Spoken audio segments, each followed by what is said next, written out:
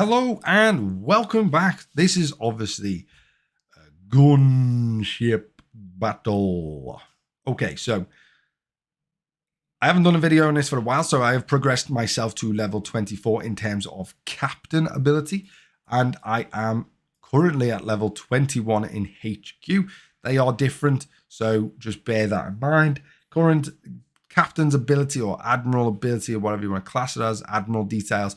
This is all done by the experience you gain from doing certain things within the game. And then obviously your building is completely separated. And let's help some people out by doing that. Let's go into the research and let's have a little look what we are up to. So we're up to level 21 with regards to research and stuff like that. So we currently have unlocked the Leopard 2A5, which we are currently working on getting some of the stuff done for that. So let's do some of the speeders. Let's just go as far as we can go with this. Might get it all done. Yeah, we have. Okay, let's go for that one.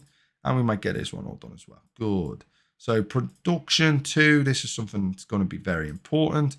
I'm using speeders because I've got plenty available. And then once it basically runs out, that'll be sound.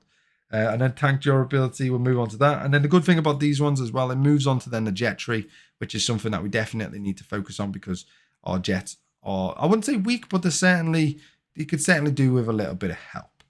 We've got quite a lot of research speed ups, it seems, which is quite nice. So nope, still going. Wow, we have a lot of research. So anti-air, because we want to do some of the missions, which I'll show you in a second. And wow, we have a hell of a lot of speed ups. There we go. It's only got 50 seconds, so it's not too bad.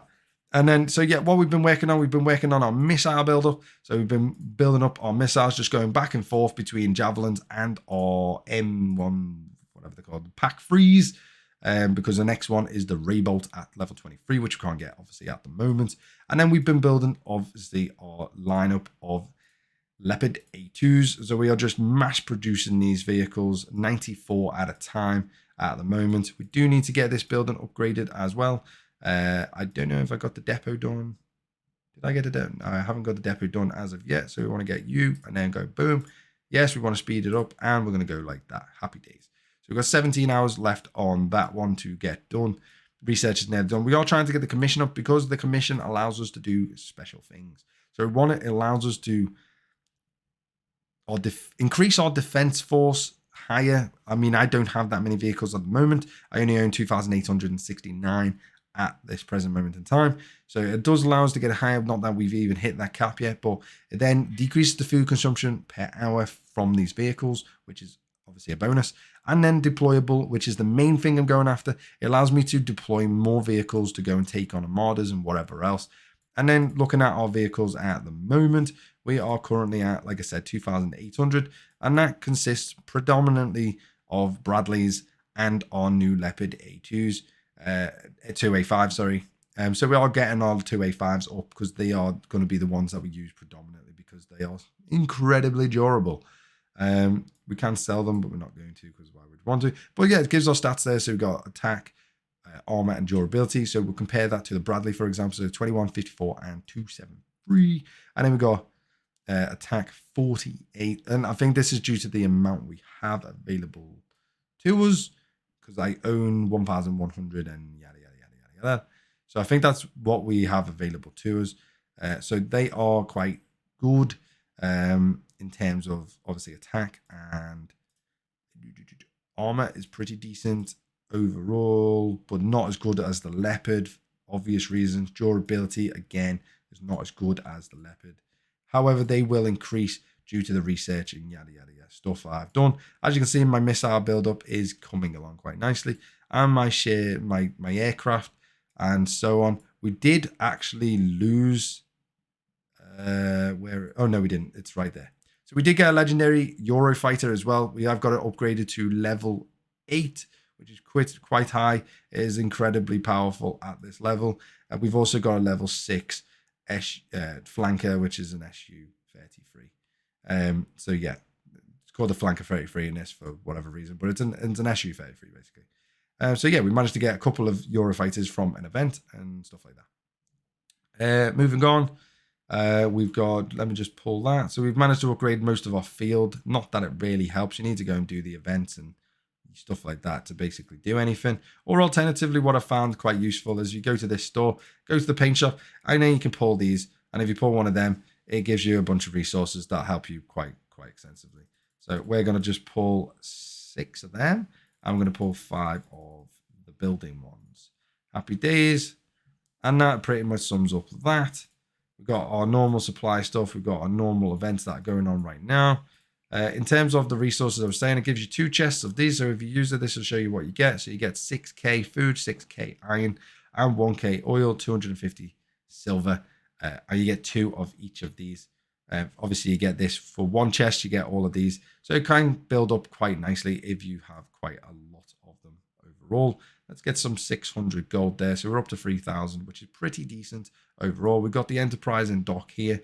I'm pretty sure we can't really do anything with it. We can upgrade it if we want to a level 3, which could help with our durability and stuff like that.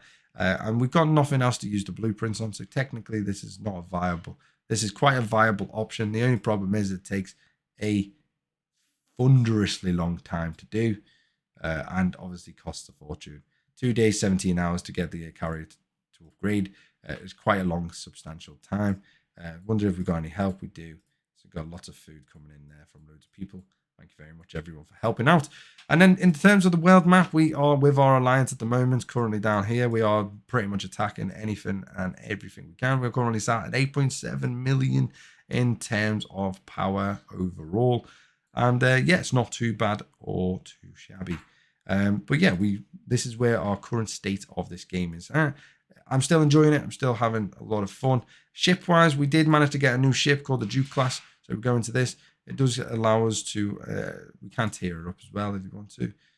We can go straight into tiering something up using this ship, but I'm not going to. But we can have a look at some of the stats. So it gives you some of the stats in here. It has special abilities of sonar and an anti-ship missile for heavy targets, which is going to be quite useful. So yeah, this is an incredibly powerful frigate for this level. The next one, which will be level 22, we're going to get the Seawolf class submarine, which is a stupidly powerful submarine. And I don't really understand the nature of, well, I do, because these are 2 nuclear submarines in the sense that they can fire nuclear weapons, which is why they're probably both of higher level. But it doesn't make sense because the Seawolf class actually hunted the Typhoon class, and it was a far stealthier, far better, superior vessel than a Typhoon. It was actually designed specifically to hunt the Typhoon. However, it never got to do it because it was actually came into service just after the Cold War finished, i.e. the Soviet Union basically disbanded. And there wasn't any need for the class anymore. And they only built 3 of them in the end. So yeah, not entirely sure why that's there. It should really be at the top, but the way they've organized it is a bit weird. And again, they've organized it in a way that these 2 ships don't really make sense with regards to the latter ships, because you've got Arleigh Burke class, which is the current US Navy's top destroyer. And then you got the Independence class, which again is another US Navy's top secret, not really top secret anymore, but US Navy destroyer that was built, designed, and then no longer used because it costs far too much money. So they went back to Arleigh Burke's.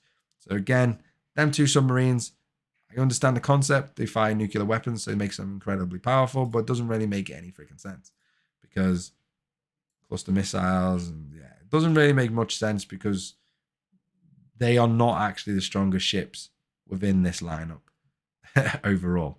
So yeah, it's a bit strange. They should have put maybe I don't know, maybe something like an Astute, or maybe the current US equivalent. Well, I can't remember what that's called. But the Astute being British, but obviously they've got no British ships. Other than the Trafalgar. They've got the Trafalgar, so they could have technically used the Astute here, which is, again, a modern submarine. And they could have used as a sort of a battleship, which is not really a battleship, but they could have probably just put another destroyer into this slot. Maybe or even another frigate into this slot. But this Independence class takes up that frigate role. So they could have put a different type of destroyer in that slot, but they didn't. I don't know why they didn't, but they could have. But yeah, that's the current state of this game. So I hope you enjoyed this little walk around of my base and everything so far. Other than that, I'll see you over in the game. Head over to Discord, comments down below. I'll see you next time. Bye-bye for now.